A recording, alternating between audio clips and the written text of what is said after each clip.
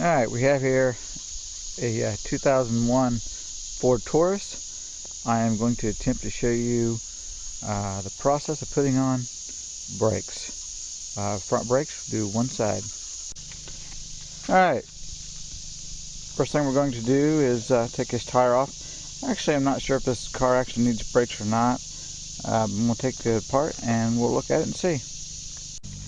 I'm using this 4-way to get my lug nuts off. Alright, use my floor jack here to lift it up. We're actually on the passenger side tire first.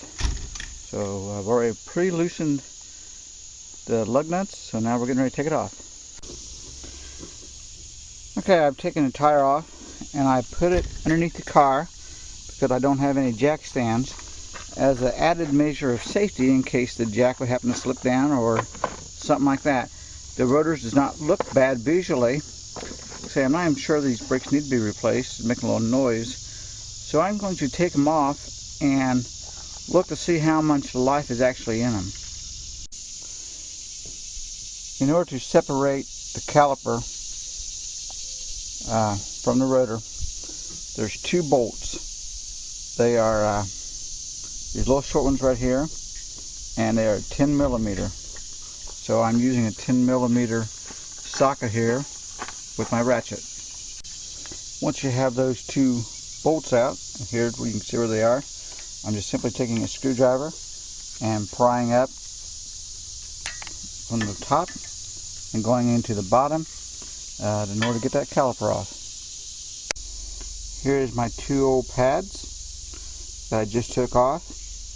They are getting pretty thin, as you can see. I don't know how well you can see the edge of the pad here. Let me put it on macro, but this is the edge here.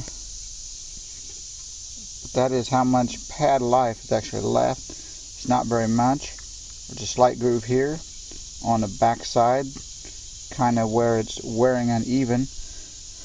But I'm not going to replace my rotors, which is usually a pretty good idea. But in order to save a little money, I won't. Still fairly smooth, so that's what we'll go on. It's always a good idea to replace them, and at least, if nothing else, if you're not going to replace them, you should at least have them turn a little bit. Alright, I am replacing these worn pads with Duralast. Got them at AutoZone. So these are the ones with lifetime warranty. Hopefully they'll last as long as I own the car. Okay, here's my caliper. I am going to compress this using the C-clamp and the old pads. Using one of the old pads, putting it in place, taking my C-clamp on the back of the caliper and tightening it down.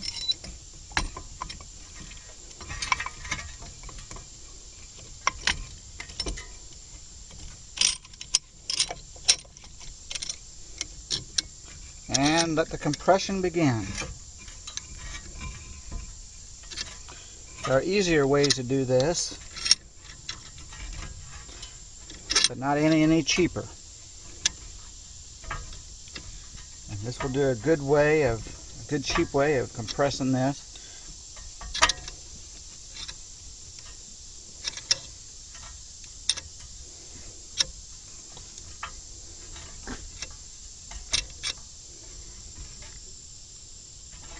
Okay, it's compressed. Move the C-clamp, the old pad out, and you can see how nice and compressed that actually is. Okay, we're taking 2 of our new pads, and we are just setting them here in place. Little notches where they easily fit. And we're taking our caliper and we're bringing it back down in place and putting it in. Kind of got to compress the top and the bottom screws here so they fit.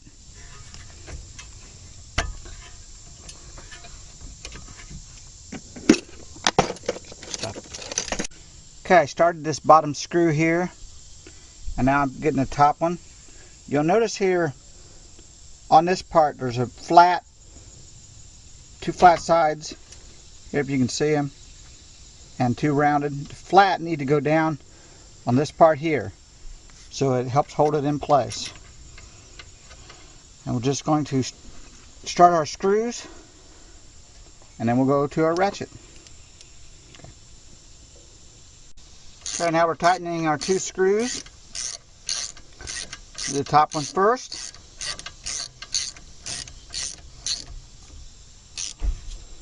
Nice and tight.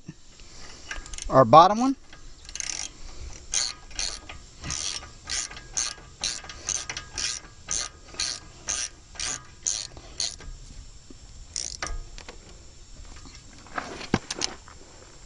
And now our new brake pads are in place.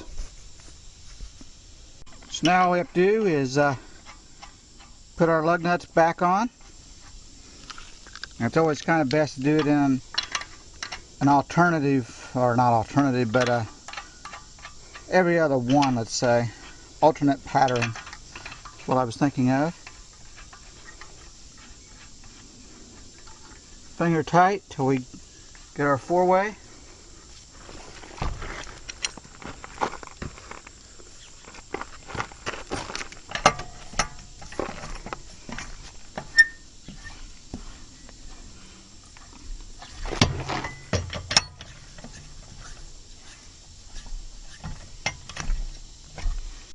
Alright, I'm back here on the driver's side. I don't know how well you can see that back in there, but that's moisture.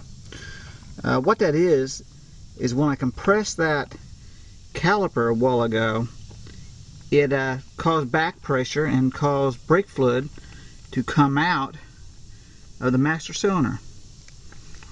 So now we're here on the other side. I've already taken my old shoes off, which here they are.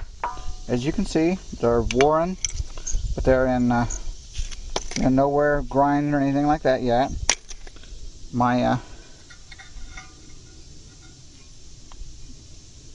just feels pretty smooth, so we will again just go ahead and put the pads on. Alright, I am compressing the other side here. I don't know if you can see my brake fluid actually running. So that's coming out of the master cylinder, back pressure, as I compress this caliper.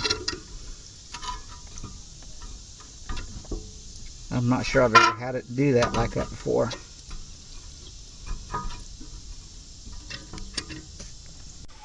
Alright, here's our master cylinder.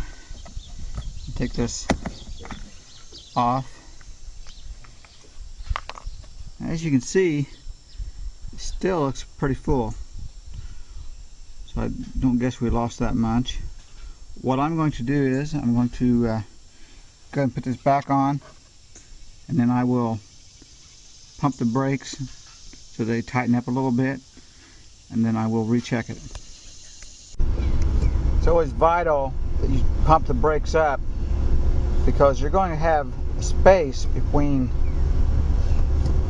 where the old pads were, or where the new pads are, versus the caliper, or the space between the caliper and the